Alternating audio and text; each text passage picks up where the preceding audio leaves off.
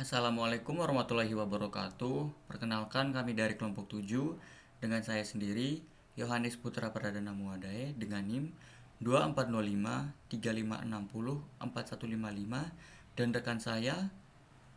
Saya Muhammad Difal Fajri dengan NIM 2405356073376. Jadi baik, pada kesempatan kali ini kami akan melakukan group discussion dengan menggunakan AI. AI yang kami gunakan kali ini adalah Gemini. Dengan topik utama yang kami bahas kali ini adalah decision tree yang dibahas pada pertemuan kelas kemarin pada mata kuliah Science Data. Untuk keyword-keywordnya sendiri itu kami pilih dari PPT, itu ada decision tree, multi-way split, binary split, decision stump, Hans algorithm, card, ID3 dan C4.5. Mungkin langsung saja kita mulai sesi belajar mandiri group discussion kali ini. Oke.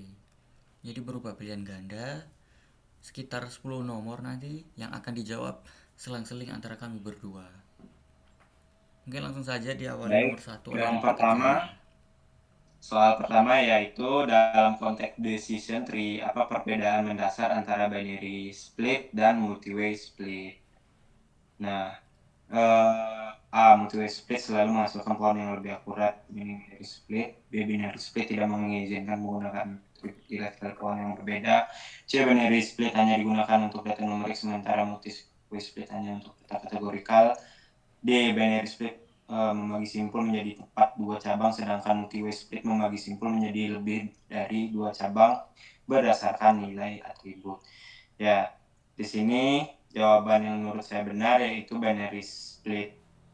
Ya, yang D, karena yang saya ketahui dalam decision tree pada bidang machine learning, perbedaan utama kedua hal itu adalah jumlah cabang yang dihasilkan setelah node dibagi.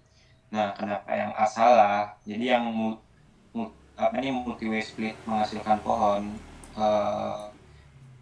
intinya multi-way split itu tidak menghasilkan model lebih akurat. Jadi akurasi tergantung pada data, ukuran dataset, dan metode pelatihan. Kemudian yang B juga tidak, binary split juga tidak mengizinkan atribut yang sama di level yang berbeda. Tidak ada larangan untuk itu. Kemudian C, binary split hanya digunakan untuk data numerik. Kategori keduanya digunakan untuk implementasi. Ya, kita akan masuk ke jawaban saya yang benar tadi. Jeng betul, ini menjelaskan perbedaan struktur utama di mana cabang yang dihasilkan pemisahan menjadi pembeda utamanya. Oke, kita lanjut ke jawab soal nomor 2 yang akan dibantu oleh rekan saya. Silakan. Nomor 2, algoritma mana yang secara eksklusif hanya menggunakan binary split dalam pembentukan pohon keputusannya? A. C4.5, B. CART, C. ID3, D. Hans algorithm. Oke.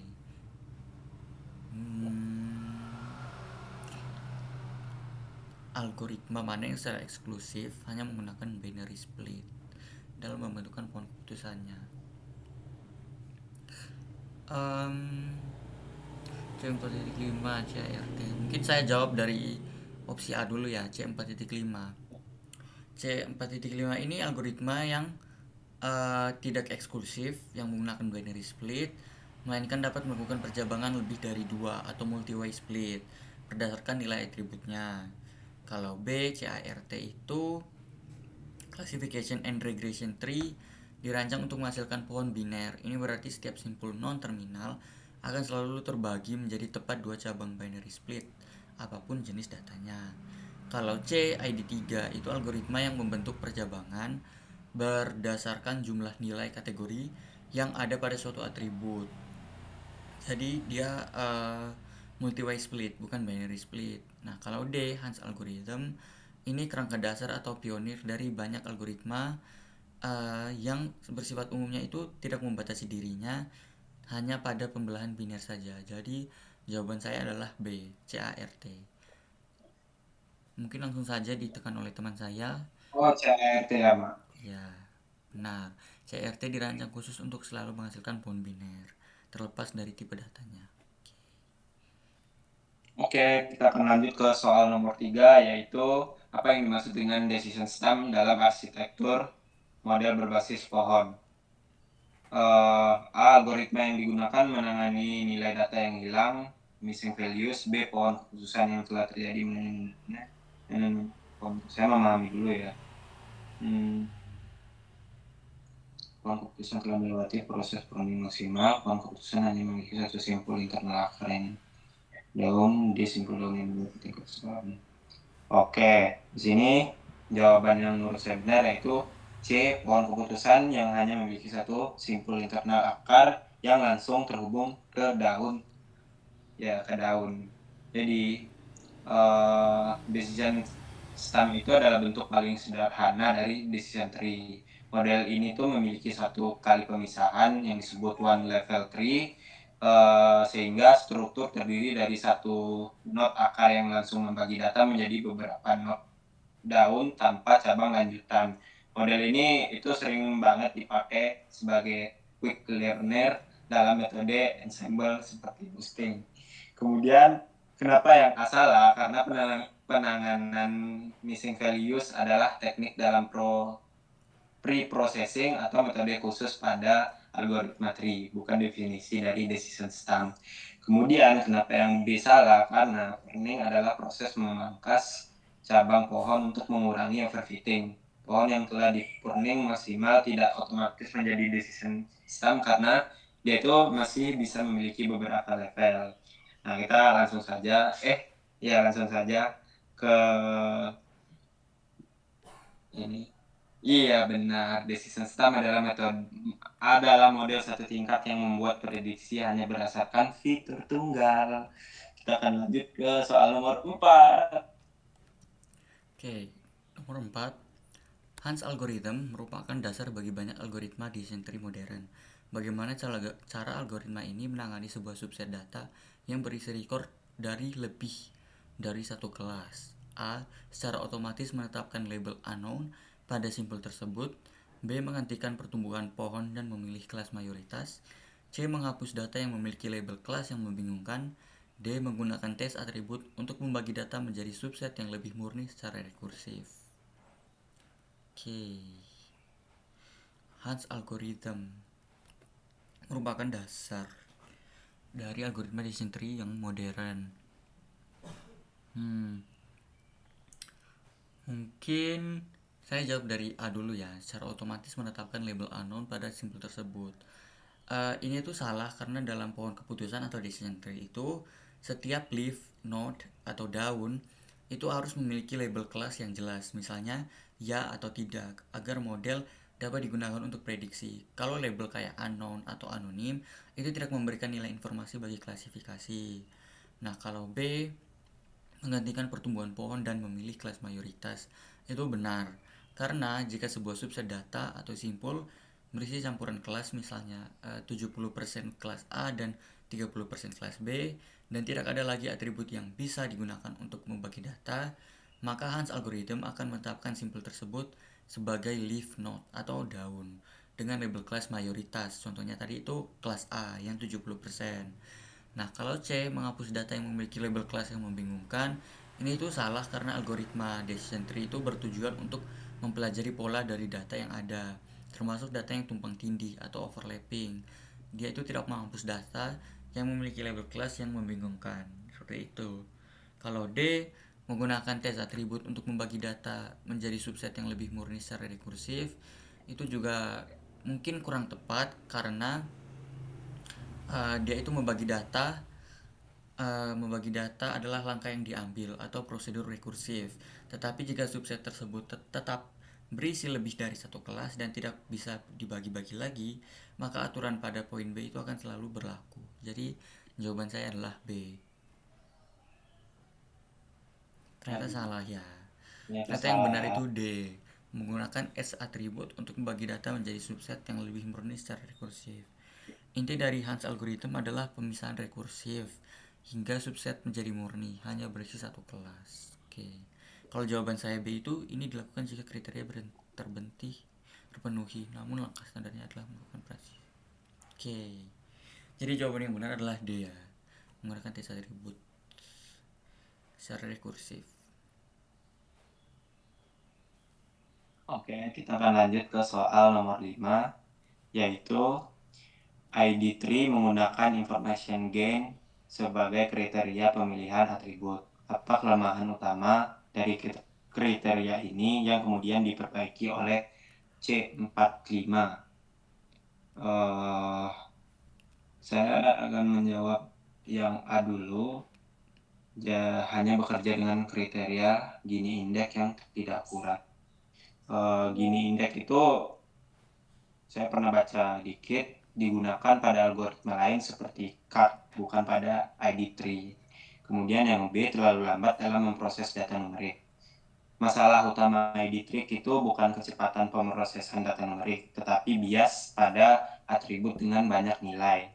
Kemudian C, ya saya memilih jawaban C karena information gain itu cenderung memilih atribut dengan banyak nilai unik. Jadi dia itu hanya perlu diperbaiki oleh gain rasio pada C45. Kemudian D, kenapa saya tidak memilih D? Karena ID3 itu tetap bisa menangani lebih dari 2 kelas atau disebut juga dengan multi-class classification. Ya, kita akan coba pilih. Bismillah. Iya. Information gain murni memiliki bias terhadap atribut dengan banyak nilai yang dibatasi dengan C45 dengan gain rasio. Oke, kita akan lanjut ke soal selanjutnya. Jadi nomor 6, manakah dari fitur berikut yang tersedia di algoritma C4.5 tetapi tidak tersedia di algoritma ID3 original? A. Hanya bisa memproses data kategorikal saja. B. Struktur pohon yang selalu biner atau binary only tree. C. Penggunaan entropi untuk menghitung impuritas. D. Kemampuan menangani atribut bernilai kontinu dan melakukan pruning pada pohon. Manakah dari fitur berikut yang tersedia dari algoritma C.5 tetapi tidak tersedia di algoritma ID3 original? Jadi mungkin saya akan jawab mulai dari opsi A dulu. Opsi A itu hanya bisa memproses data kategorikal saja. Ini salah karena ini merupakan keterbatasan dari ID3 itu sendiri, bukan fitur tambahan dari C4.5. ID3 original itu memang terbatas pada data kategorikal seperti warna. Seperti warna itu kan ada merah, biru, hijau, coklat dan lain-lain. Nah, sedangkan C4.5 itu membawa kemajuan dengan bisa memproses data yang numerik atau kontinu, sehingga A itu bukan. Kalau B, struktur pohon yang selalu biner itu salah juga karena selalu biner itu adalah CART, bukan ID3 ataupun C4.5. Nah, kalau C, penggunaan entropi untuk menghitung impuritas itu kurang tepat karena keduanya menggunakan konsep entropi. Nah, perbedaannya hanya pada metrik turunannya.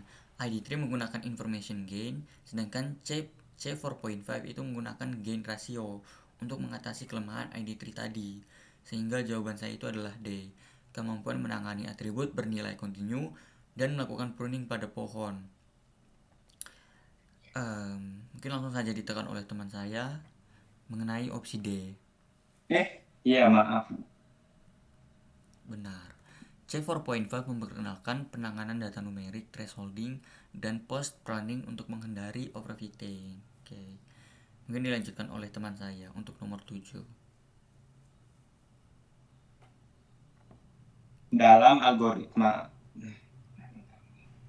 kita akan masuk ke jawaban nomor 7, yaitu soalnya dalam algoritma CART, ukuran apa yang digunakan untuk menentukan kualitas pada split? Pada node A, Gini impurity dalam kurung Gini index. B, log loss function. C, C-square statistics. D, Euclidean distance. Salah. Oke. Bentar saya memahami dulu. Mungkin saya akan mulai dari A sampai D. Yang A Gini impurity index. Nah, saya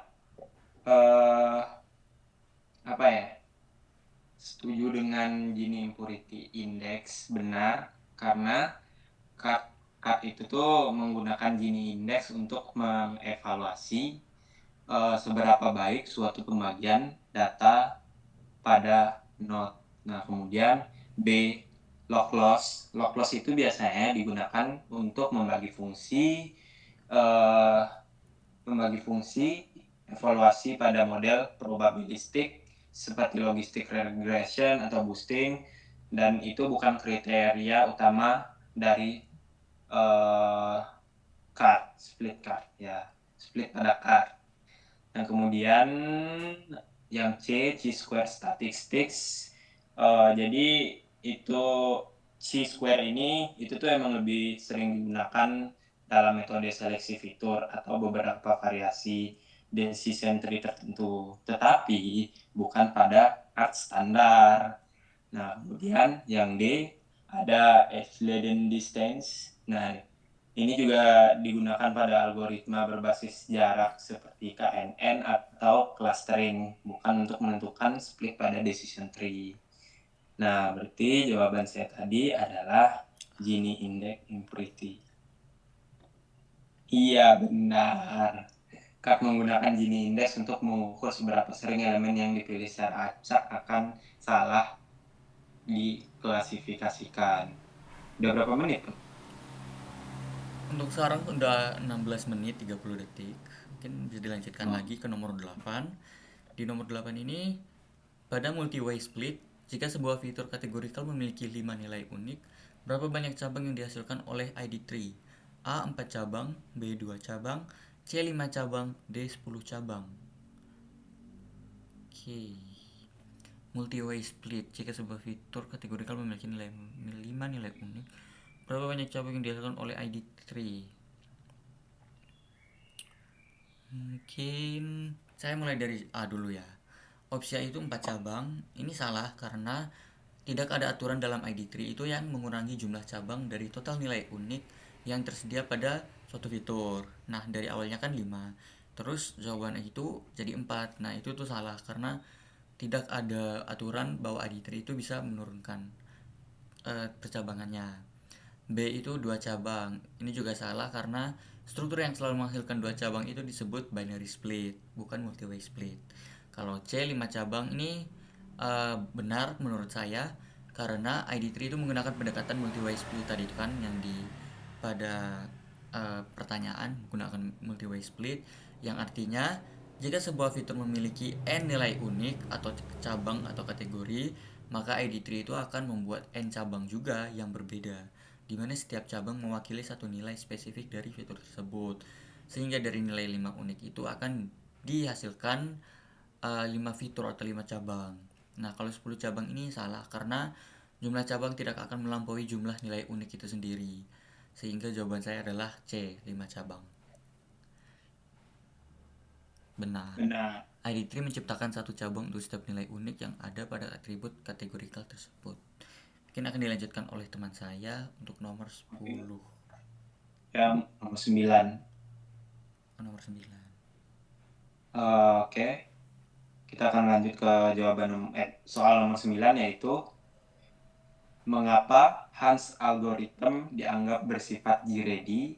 A. Karena ia hanya bisa digunakan untuk dataset yang berukuran sangat kecil. B. Karena algoritma ini selalu mencoba untuk membuat pohon sedalam mungkin.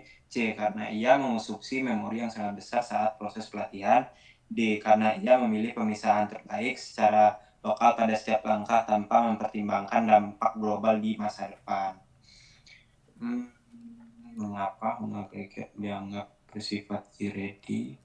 Karena ia digunakan mungkin kita ke ke pilihan yang A dulu ya. Jadi karena ia hanya bisa digunakan untuk dataset berukuran sangat kecil.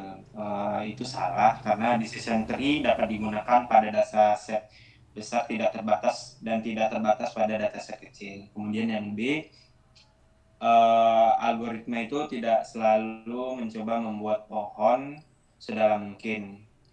Nah, itu salah juga karena biasanya ada pruning atau batas kedalaman untuk mencegah overfitting. Kemudian C, penggunaan memori bukan menjadi alasan disebut J-ready. Kemudian D. Nah, yang D ini adalah jawaban yang benar menurut saya. Kenapa? Karena J-ready itu berarti memilih solusi terbaik pada langkah saat ini. Yang disebut itu lokal optimum. Tanpa kita mempertimbangkan konsekuensi jangka panjang pada struktur pohon secara keseluruhan. Ya, mungkin begitu. Iya, benar. Strategi J-ready berfokus pada optimasi langkah demi langkah saat ini dengan harapan mencapai hasil optimal secara keseluruhan. Berapa menit? Sudah 20 menit, akan dilanjutkan di nomor terakhir ini kali ya. Nomor 10, kapan proses rekursif pada pembentukan decision tree berdasarkan Hans algorithm biasanya berhenti? A. Ketika data yang digunakan adalah data testing. B. Ketika jumlah cabang sudah melebihi jumlah fitur yang tersedia. C. Setelah algoritma berjalan selama tepat 10 menit. D. Ketika semua record dalam sebuah node memiliki label kelas yang sama. Mungkin kapan proses rekursif pembentukan decision tree? Saya akan jawab dari A dulu ya. Ketika data yang digunakan adalah data testing, ini salah karena proses pembentukan pohon atau tree induction itu dilakukan sepenuhnya menggunakan data training, bukan data testing. Kalau B, ketika jumlah cabang sudah melebihi jumlah fitur yang tersedia, ini juga salah karena jumlah cabang itu ditentukan oleh nilai unik dari fitur yang dipilih, bukan jumlah fitur yang tersedia. Karena lanjut ke C, setelah algoritma berjalan selama tepat 10 menit. Ini juga sangat salah ya, karena algoritma komputer bekerja berdasarkan kondisi logika seperti kemurnian, data atau ketersediaan fitur, bukan berdasarkan batasan waktu yang kaku seperti 10 menit. Kalau D itu semua record memiliki label kelas yang sama, ini baru benar. Karena coba dilihat ke nomor 10.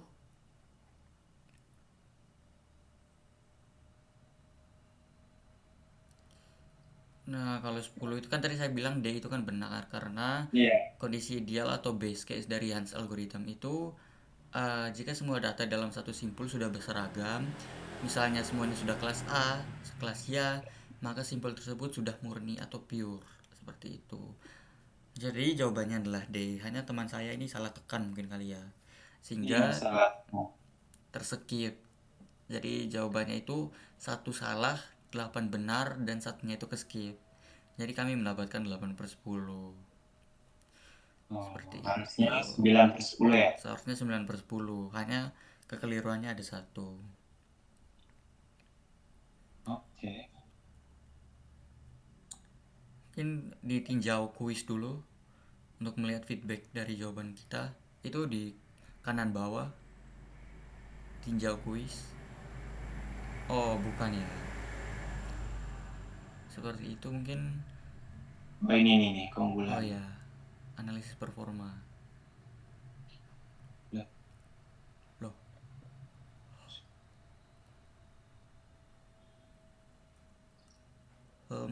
Ternyata mungkin tidak ada ya untuk feedback kali ini karena mungkin karena ada kesalahan input tadi oleh teman saya. Mungkin langsung diakhiri saja untuk sesi belajar mandiri ini oleh teman saya. Oke. Karena nanti Jimmy ini tidak menyertakan feedback, mungkin hanya disertakan skor dalam berupa angka yang dijelaskan oleh teman saya tadi. Mungkin itu saja dari kelompok kami. Sekian dan terima kasih. Wassalamualaikum warahmatullahi wabarakatuh. Waalaikumsalam warahmatullahi wabarakatuh.